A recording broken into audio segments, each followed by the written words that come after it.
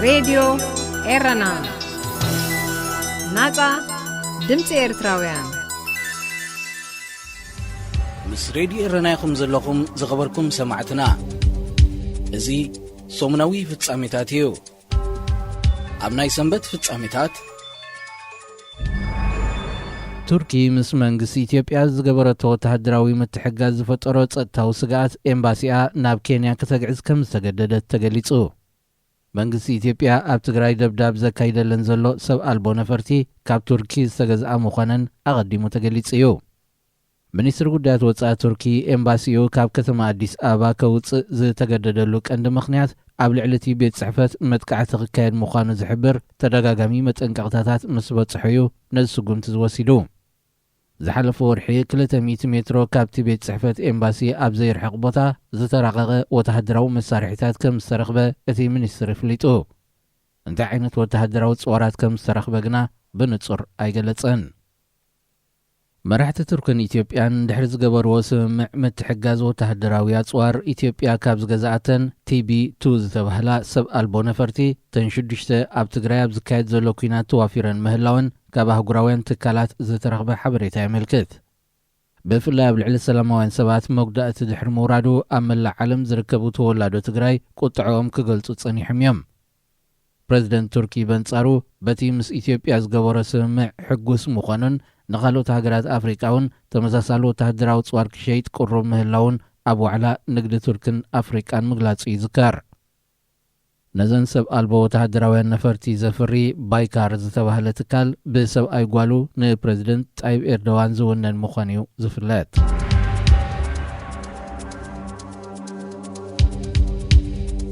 ምክትል ኣቦ ወንበር ወተሃደራዊ ቆንስል ሱዳን ናይ 2 መዓልታት ናይ ስራሕ ዑደት ንምክያድ ናብ ኢትዮጵያ ኣምሪሑ።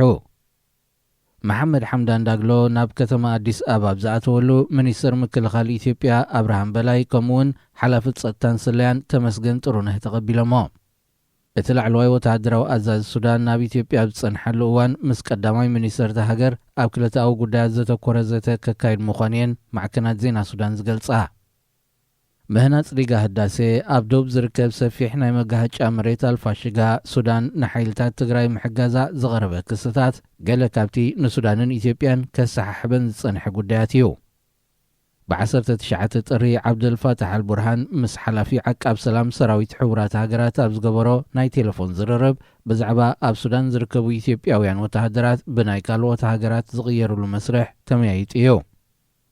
ኣብ ስልጣን ዘሎ ወተሃደራዊ ጉጅለ ሱዳን ምስ ኢትዮጵያ ዘራኽቦ ዶባቱ ብምኽፋት ጽዕነት ነዳዲ ከም ዝመሓላለፍ ምግባሩ ንዝምድና ክልቲአን ሃገራት ከም መሓይሽ ትጽቢት እኳ እንተነበረ መንግስቲ ሱዳን ምስ ዓቃብ ሰላም ተጠርኒፉ ዘሎ ሰራዊት ኢትዮጵያ ካብ መሬቱ ክወፁ ኣቐዲሙ ብዝሓተቶ መሰረት እዩ እቲ መስርሕ ጀሚሩ።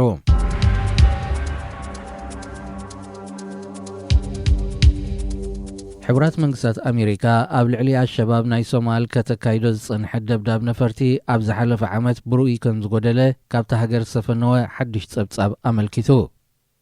ፕረዚደንት ኣሜሪካ ነበር ዶናልድ ትራምፕ ዝሃቦ ትእዛዝ ኣብ ሶማል ዓስኪሩ ዝነበረ ሰራዊት ኣሜሪካ ናብ ጅቡትን ኬንያን ከም ዝግዕዝ ገይሩ እዩ።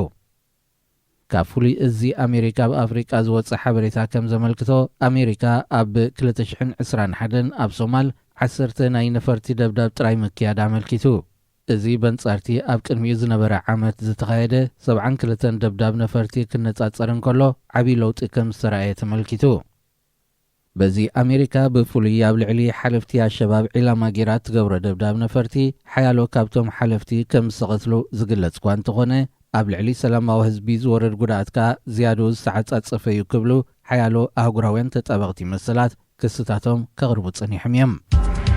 ምስ ሬድዮ ኤረናይኹም ዘለኹም ዝኸበርኩም ሰማዕትና እዚ ሰሙናዊ ፍጻሜታት እዩ። ኣብ ናይ ሶኒ ፍጻሜታት ኣብ ዓመተ 2021 ኣብ ሆላንድ 36620 ሓተት ዕቑባ ከም ዝተመዝገቡ ንጸብጻብ በዓል መዝታ ሃገር ብምጥቃስ መርበብ ሸንገን ኣፍሊጡ። ብመሰረት ጸብጻብ ኣብ ዝሓለፈ ዓመት ብዝሒ ኤርትራውያን ሓተት ዕቑባ ብ1576 ኣብ 5 ደረጃ ተሰሪዑ ይርከብ።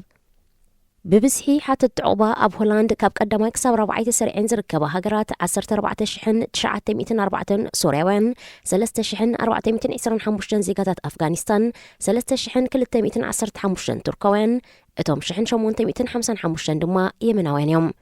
أب مودة ورحة حساس 2021 تقلال بسحة التعوبة 4,578 كم زنبرة زملكة تتسبتساب كاب تقدمي زنبرة ورحة حدار بعصر 800 كم زقودلة أغنزيبو اتوم لعل فرقي ويكل 4,217 حدش تعوبان خحتو استمسكو بيوم كابزياتهم ون اتوم 214 زيقاتات إيرترا مخانوم اتساند يقلت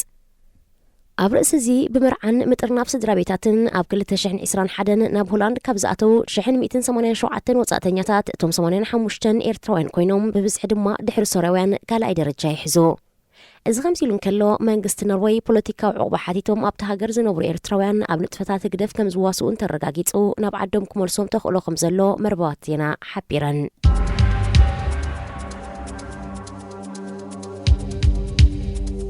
ناب كل التقراي مسرتاو مدهانيتات زركبو هتوت سب أورادي اتكياتو بزقبر زلو كبابا أب معسكرات عد حرشن مي عينن تعقيبهم كاب زلو إيرتراوين بو حدو إسرا خمزموتو كاب سدتنياتات بستأكب حبريتا خمسترقاقت حورات هاجرات أفليتو اتاكراو تكال زبس زلو كنتات إيرتراوين سدتنياتات أب تقراي بإسران حدن طري أبزوتو مقلتي بغللو كفوس بزخ الحموماس تتقعو سبات سان حكمنا نفاوسن نموتيك ألعو مهلاوميو أتحساسيبو موت نايزوم لعلي إسرا زخون إيرتراوين سدتنياتات أبز حلفش دشتا سومون كم زقات أميو وتمقلتي زتاكس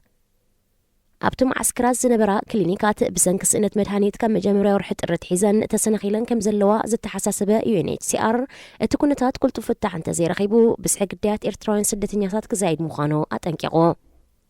أبز حلف قنياتون نفرت كوينات إثيوبيان درون بزكادو أدبداب كل تقول عزر كبوم 3 إيرتراوين سدتنياتات كم استقتلو UNHCR مكلاتسو يذكر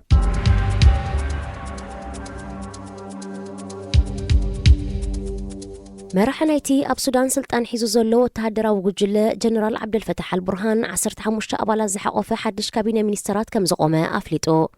جنرال البرهان حزب السودان أنصار وتهدرا وجل تقاومو بزقصلو زلو أوانيو حدش كابينة منسترات أويمو زلو بسم الأولو بيت مخر السودان زحالف سمون استزرقحة مقلت 5 رقاقتو حدش قويمو زلو كابينة منسترات السودان كقدماي منستر يخون منسترات مكل خالن وشتاو قدياتن يبلون قدماي منستر عبد الله حمدو أب كل تطري سلطانو دحر محداقو جنرال البرهان نعو نمتكا زرقحو بعل سلطان زاقيت يلن بحاموس إسرات الرئي ناب كارتوم زبطحة فلوي لأخ أمريكا مش جنرال البرهان أبز قبرو ركب ناتسا زخونا حدش هاقراونا كيلاتات منقستك قومن سودان قد إموازلو بوليتيكا وبدهون مفتاح نخلو زساتف هاقراو زتا كواددن أبزبل نتبه 5 سامعو دبلوماسينياتات قليت أميوم جنرال البرهانون قدماي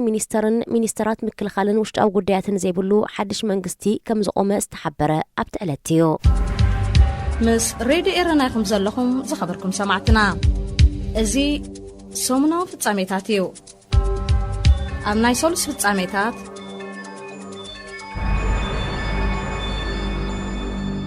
بأبي أحمد زمرح منقسي إثيوبيا نتي أبي شحن شعات 291 مسنات نتي إرترا استبتاتنا حيل بحر إثيوبيا داقم نمقام كسر حلو تسأنح مدب كم زي تعوتي وتعدران من شتات حبيرهم داقم مقام حيل بحر إثيوبيا كعوت زي كاللو مغنيات اتمنقستي أبي كوينات تقراي مستتسمدي فرنسا نتهاجر زاتوتو وتهدراو مبزعتات دوس لزبل مخانو اتم من شتات الرقاقيتهم أززت حيل بحري كخونو استمززو وتهدراوين سبا سلطان إثيوبيا قدمي كوينات تقراي أب فرنسا بزركب مربرات حيل بحري سلطانان تموكرون يقسمو من باروم زملكتو تم من شتات أب زوانزي أمانغو فرنسان إثيوبيان زخونة وتهدراو ركب كم زيلي أسميروم بريزيدنت فرنسا إيمانويل ماكرون أب مقابيت كل تشنع شعاتن أب أديس أباب زبت حلو مسك قدمي منيستر إثيوبيا أبي أحمد أب داقم مقام حيل بحرن محداس حيل أيرن إثيوبيا زتكوري جزوف وتهدراو سمع كم زتختمه أيرسعن دعرس سمعزي فرنسا نأبالات حيل بحرن حيل أيرن إثيوبيا كتسلطن صنيحة منقس إثيوبيا وجنو أبالات حيل بحري كخونو زرقهم حسيات مكوننات أب ديقاتاتن حسبتاتن تهاجر بمسلطان أمريغو فرنسا قدامي منيستر أبي أحمد بلقاح زتلبو نفر توجز ركبو نيستات 4 بليون دولار أصور كتقربوا لجن أي كالتن كوينات تقراي أب 4 حدار كل تشان عسران متجمرة فرنسا نتمس إثيوبيا زاتو توعل كم زدس كلت كاب إليزي ويدما بيت صحفة بريزيدنت فرنسا زوات أمغلتي أنا تيرو ኣብ ኩናት ትግራይ ተጸሚዱ ዝርከብ መንግስቲ ኢትዮጵያ ምስ ፈረንሳ ዝነበሮ ወተሃደራዊ ውዕል ድሕሪ ምስራዙ ጠመቱ ናብ ቱርኪ ሕቡራት ኢማራት ዓረብን ቻይናን ኣንቢሩሎ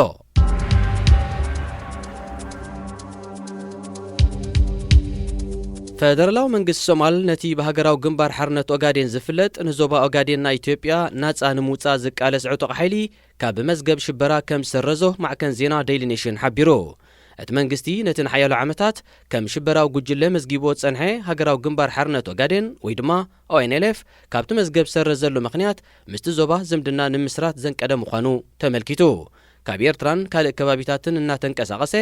አንጻር መንግስቲ ኢትዮጵያ ክቃለስ ጸንሐ ሃገራዊ ግንባር ሓርነት ኦጋዴን ቀዳማይ ሚኒስተር ኢትዮጵያ አብይ አሕመድ ምስ ፕሬዝዳንት ኢሳያስ ርክብ ድሕሪ ምጅማሩ እቲ ኣብ ኤርትራ ዝነበረ ወገን ናብ ኢትዮጵያ ብምእታው ዕጥቃዊ ቃልሱ ብፖለቲካዊ መንገዲ ክቕጽል ከም ዝወሰነ ይዝከር እንተኾነ ዝዓበየ ሓይሊ ናይቲ ግንባር ዕጥቃዊ ቃልሱ ክቕጽል ወሲኑ ኣብ 1984 ወተሃደራዊ ምንቅስቓስ ጀመረ ONLF ንናጽነት ናይቲ ኣብ እዋን ስርዓት ሃይለ ስላሴ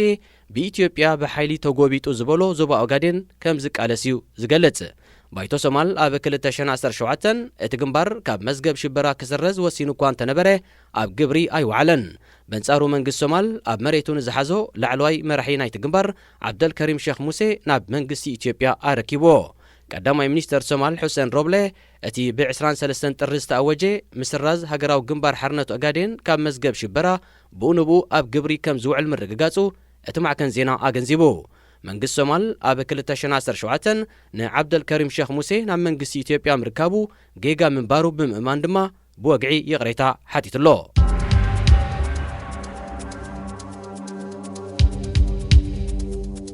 ሑቲ ኣብ ስዑድ ዓረብን ሕቡራት ኢማራትን ዒላማ ንዝገበሮ ከባቢታት ናይ ሚሳይል መጥቃዕቲ ኣካይዱ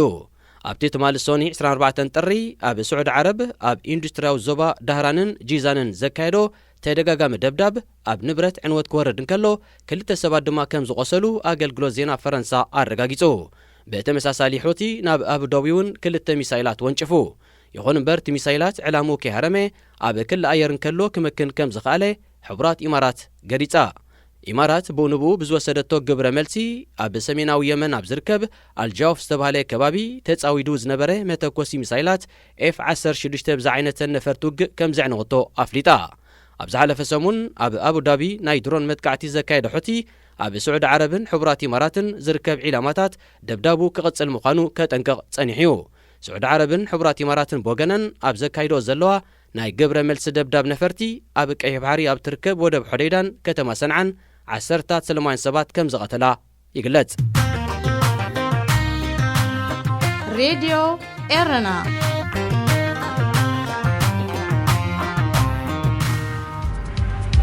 ምስ ሬድዮ ኤረና ይኹም ዘለኹም ዝኸበርኩም ሰማዕትና እዚ ሰሙናዊ ፍጻሜታት እዩ ኣብ ናይ ረቡዕ ፍጻሜታት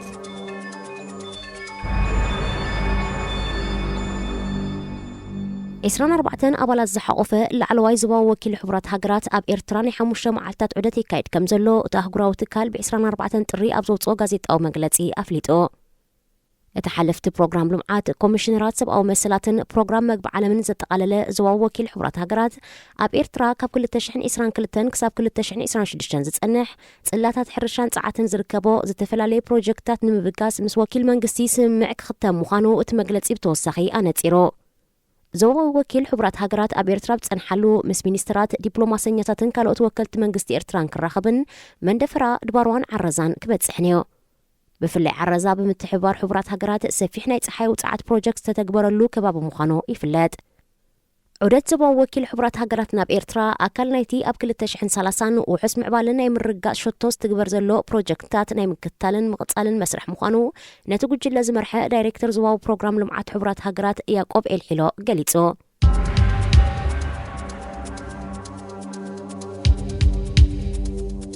أب جماكم بحر تونسيا سدتني هذا عن الجربة بمتحلة بوحدو 11 سبات كم زموتو سبسلت أن تهجر أفليت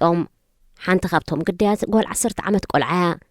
حلوة جماكم بحر تونسيا بإسران حدن طري أبزهبو حبريتا زاقيتني 4 سبات ريساخة وتسكيلو الله إتا أب كوابي دسيتات كركناز تحلت جالبا سالسان كلتن سدتني هاتسعينا من براك فلت وكانت تتخأل من النتوم كنا زاقيت أيتنات أرن ኣብ ዝሓለፈ ዓመት ኣብ ወርሒ ሓምለ ዜጋታት ኤርትራ ዝርከቦም 43 ስደተኛታት ጽዕነት ጃልባ ኣብ ገማግም ባሕሪ ቱኒዝያ ከም ዝተሓለት ኣይርስዓን። ኣብዛ ዝሓለፈት ዓመት 2021 ካብ ገማግም ባሕሪ ሊብያ ቱኒዝያን ግብፅን ተበጊሶም ናብ ሃገራት ኤውሮጳ ንምእታው ዝሓለኑ ኣስታት 2500 ስደተኛታት ኣብ ማእከላይ ባሕሪ ጥሒሎም ከም ዝሞቱ ጸብጻብ UNHCR የመልክት።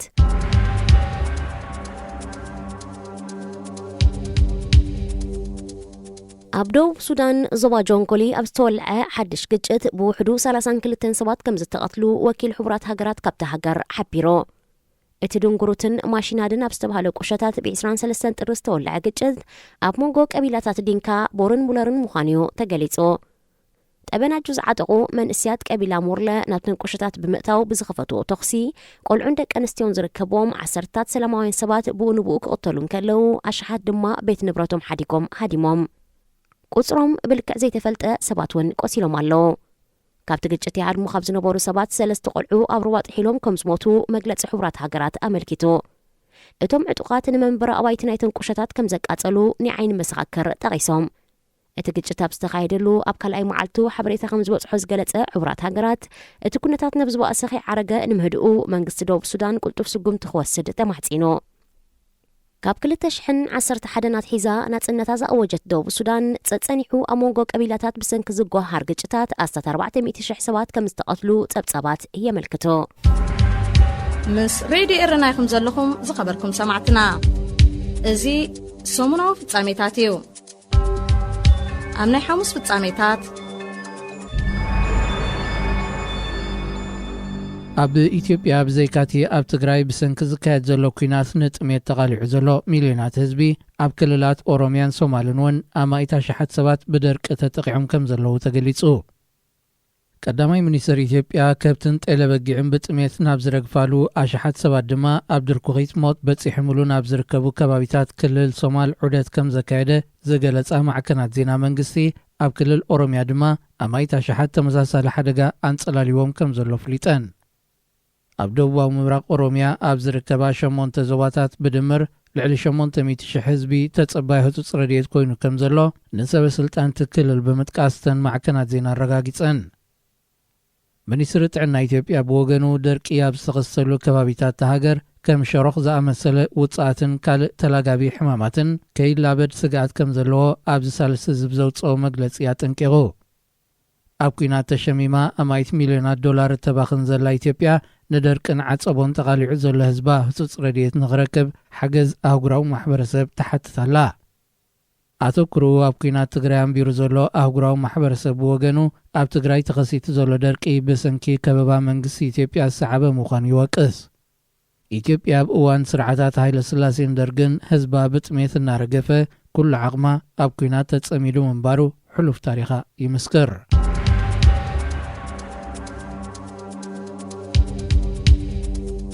ብኻልእ ወገን ኣህጉራዊ ማሕበር ቀይሕ መስቀል ናብ ትግራይ መድሃኒት ብነፋሪት ከብጽሕ ከም ዝኸኣለ ብ26 ጥሪ ኣብ ዘውፅኦ መግለጺ ፍሊጡ።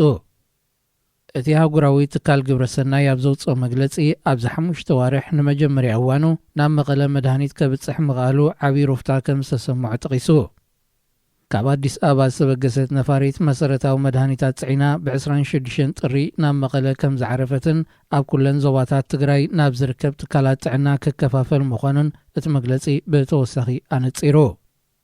እቲ ተላኢኹ ዘሎ መድሃኒታት ህይወት ኣሽሓት ሰባት ዘድሕን እዩ ክብል ወኪል ቀይሕ መስቀል ኣብ ኢትዮጵያ ኣፓሎ ባራሳ ገሊጹ።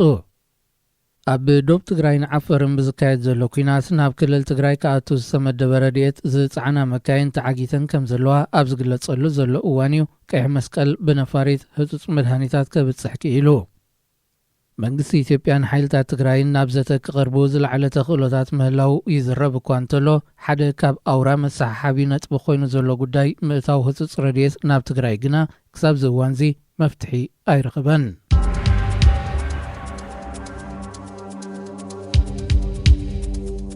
ኣብ ምዕራብ ኣፍሪቃ ተኸታታሊ ወተሃደራዊ ዕልዋታት ከይክሰት ስጋኣት ከም ዘሎ ተንተንቲ ፖለቲካ ዞባ ጠንቂቖም።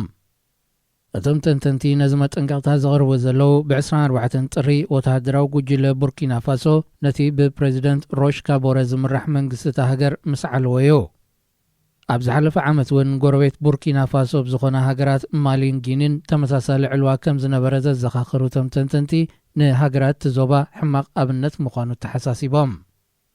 ብተኸታታሊ ወተሃደራዊ ዕልዋታት ጉንን ስም ዝጸንሖ ዞባ ምዕራብ ኣፍሪቃ በተዛማዲ ናብ ርጉእ ምስግጋር መንግስታት ዘገም ክብል ጽኒሑ እዩ እዚ ዳግም ብተኸታታሊ ዝረአ ዘሎ ወተሃደራዊ ዕልዋታት ግዝኣት ፈረንሳ ዝነበራ ኣብዚ እዋን ድማ ብስም ምካት ሽበራ ኣብ ቅናት ሳሕለ ሰሃራ ሰራዊት ፈረንሳ ብብዝሒ ዓስኪሩለን ናብ ዘሎን ሃገራት ምዕራብ ኣፍሪቃ ይኽሰት ምስ ምህላው ኢድ ፈረንሳ ኺሃለዎ ኣይተርፍን ዝብል ትንታነታት እውን ኣሎ መንግስቲ ፈረንሳ ምዘባው ምትኻብ ሃገራት ምዕራብ ኣፍሪቃ ወይ ኤኮዋስ ብምዃን ነቲ ኣብ ማሊን ጊኒን ሕጂ ድማ ኣብ ቡርኪና ፋሶ ዝተኸስተ ዕልዋታት ብወግዒ ተቃዊምዎ እዩ እንተኾነ እቲ መንግስቲ ኣብ ልዕለቶም ዕልዋ ዘካየዱ ወተሃደራውያን ጉጅለታት ጽኑዕ ስጉምታት ክወስድ ኣይተረኣየን ኣብ ቡርኪና ፋሶ ወተሃደራዊ ዕልዋ መሪሑ ዘሎ ሌተናንት ኮሎኔል ፖል ኦንሪ ሳንዳጎ ዲምባ ኣብ ማእሰርቲ እቲዎ ንዘሎ ፕሬዚደንት ሮሽ ካቦረ ጸጥታ ሃገር ከውሕስ ብዘይምኽኣሉ ከኣልዮ ከም ዝወሰነ ኣብ ዘመሓላለፎ መልእኽቲ ገሊጹ ምስ ሬድዮ ኤረና ይኹም ዘለኹም ዝኸበርኩም ሰማዕትና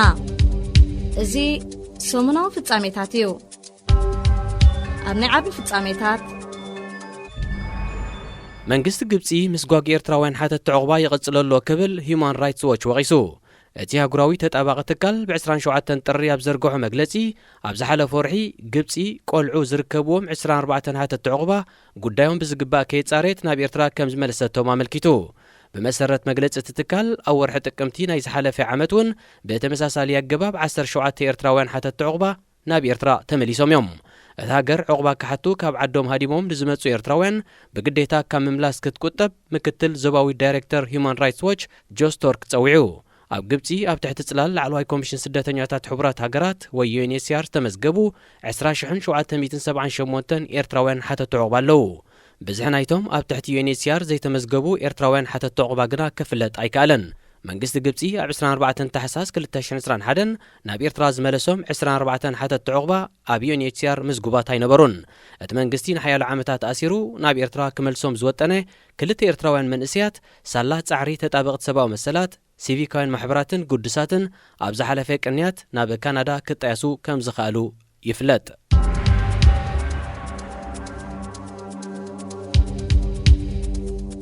ላዕለዋይ ቤት ፍርዲ ኢትዮጵያ ብዝተፈላለየ ገበናት ተኣሲሮም ጸንሑ 22 ሓለፍቲ ሃገራዊ ድሕነትን ጸጥታን ሃገር ነበር ብዋሕስ ክፍትሑ ከም ዝወሰነ ማዕከናት ዜና ካብ ኣዲስ ኣበባ ሓቢረን እቶም ሓለፍቲ ነበር ኣብ ትሕቲ መዝገብ ክሲ ዳይሬክተር ናይቲ ናይ ስልያ ትካል ዝነበረ ኣቶ ጌታቸው ኣሰፋ ዝተፈላለዩ ክስታት ተመስሪትሎም ንስታት 3 ዓመታት ዝተኣስርዮም ገለ ካብኣቶም ምክትል ዳይሬክተር ነበር ኣቶ ያሬድ ዘሪሁንን ሓላፊ ክፍሊ ስልያ ጸረ ሽበራ ነበር ኣቶ ተስፋይ ኦርጌን ይርከብዎም ላዕለዋይ ቤት ፍርዲ ኢትዮጵያ ነቶም ብዝለዓለ ገበና ተኸሲሶም ኣብ ማእሰርቲ ጸንሑ ሓለፍቲ ስልያ ነበር ብናይ 30,000 ብር ወይ ድማ ኣስታት $6,000 ዋሕስ ክፍትሑ ዝወሰነሉ ንተቃውሞ ኣኽባር ሕጊ ሃገር ውዱቕ ብምግባር እዩ ኣቐዲሙ እውን መንግስቲ ኢትዮጵያ ብዝለዓለ ገበናት ክድዓት ሃገር ከሲሱ ኣብ ማእሰርቲ ሒዝዎም ጸንሐ መብዛሕትኦም ተወላዱ ትግራይ ዝኾኑ ላዕለዎት ሰበስልጣን ይወደግ ነበር ብዘይ ቅድመ ኩነት ከም ዝፈትሐ ይዝከር ኣብ ርእሲ እቲ መንግስቲ ፕሬዝደንት ክልል ትግራይ ዶክተር ደብረጽዮን ገብረ ሚካኤል ኣብ ልዕሊ ዝርከቦም ሰበስልጣን ትግራይ ኣንቢርዎ ዝነበረ ክስ እውን ኣልዒልዩ መንግስቲ ኢትዮጵያ ዝወስዶ ዘሎ ስጉምታት ምፍታሕ እስራትን ምልዓል ክስታትን ምስ ሓይልታት ትግራይ ናይ ምዝራብ መደብ ከም ዘሎ ዘንፍት ፖለቲካ ውሳኔ ምዃኑ ዝተፈላለዩ ወገናት ይገልጹ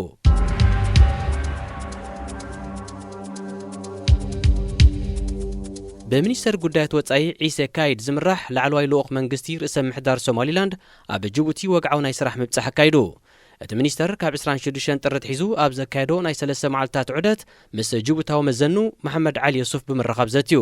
ክልቲኦም ሰበስልጣን ዘተይሉ ዛዕባ ብዝርዝር እኳ እንተዘይተገልጸ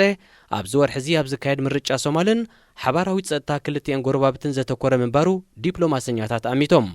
ሚኒስተር ምክልኻልን ሓለፍቲ ጸጥታን ርእሰ ምሕዳር ሶማሊላንድ ንሚኒስተር ጉዳያት ወጻኢ ምስናይ ኣብዚ ናይ ጅቡቲ ዑደት ከም ዝተሳተፉ ተፈሊጥሎ መንግስቲ ጅቡቲ ምስ ርእሰ ምሕዳር ሶማሊላንድ ጥቡቕ ዝምድና ካብ ዝመስረቱ ጎረባብቲ ሃገራት ምብራቕ ኣፍሪቃ ብቐዳምነት ይጥቀስ ጅቡቲ ምስ ርእሰ ምሕዳር ሶማሊላንድ እትገብሮ ዘላ ፍሉይ ርክባት ኣብ ውሽጣዊ ሶማል ጣልቃ ከም ምእታዊ ክብል ፌደራላዊ መንግስቲ ሶማል ተደጋጋሚ ተቃውሞታት የስምዕ እዩ ሬድዮ ኤረና ናጻ ድምፂ ኤርትራውያን